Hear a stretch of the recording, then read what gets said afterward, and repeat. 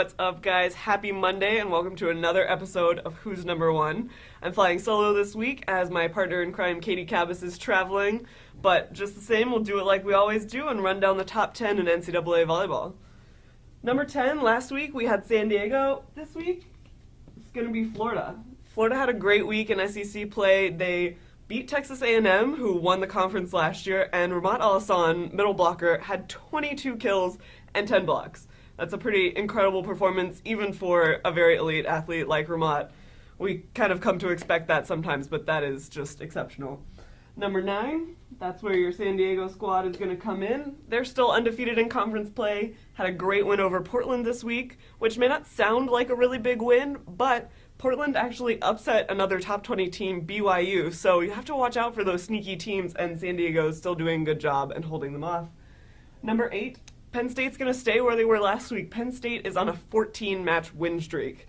That's pretty incredible. Kind of a rough start for Penn State this year, as we've talked about, but so far, in the past few weeks, they've really been doing well, and this week included a win over Purdue, which is a big one. Number 7, Oregon is actually going to fall out. They lost to USC and UCLA this week after their incredible upset of Washington State a week before, and that's kind of just Pac-12 play for you. You just never really know what's going to happen. In their place, you've got North Carolina, undefeated in the ACC, big wins over Florida State, and then this week, Louisville, Notre Dame. North Carolina is on a roll. They're going to continue rising if they keep doing well. And number 6, we've got your Minnesota Gophers falling to number 6. Minnesota had an up-and-down week. They swept Wisconsin, who was last week's number 1. Great match. They looked like the number 1 team in the country in that match. But then they ended up losing to Michigan State in their next outing. So you have to weigh those two matches together, and number 6 is where we've got the Gophers.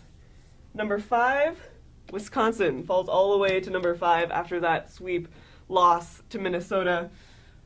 Rough week for Wisconsin. They really didn't look like the number 1 team in that match. They did turn around and get a victory in their next outing, but that sweep is really going to hurt them.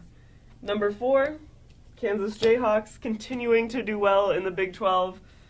Only 2 losses on the year for this team, so they are killing it. And number 3, Washington Huskies. Really big week for Washington. They beat Utah and Colorado, both sweeps. Just incredible outings by this Husky squad, considering that Utah and Colorado have both pulled off some really major upsets in the Pac-12 this year. So the Huskies did a great job not to let that affect them and to go ahead and get those 2 3-0 wins. Number 2, Texas. Again, still doing amazing in the Big 12, undefeated. They've beaten our Kansas Jayhawks. They're staying at number 2.